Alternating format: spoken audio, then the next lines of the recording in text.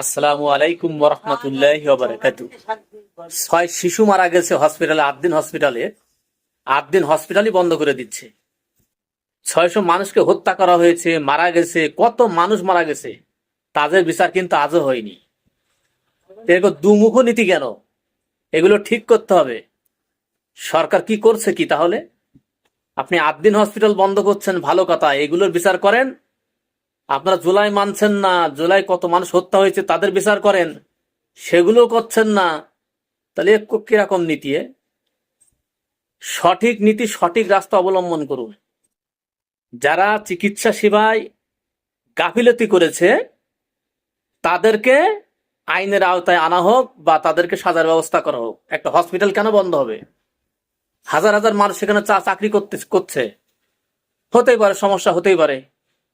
আর যেগুলো দেশে মারা গেছে, যে 600-700 মানুষ, তাদের বিচার কে করবে?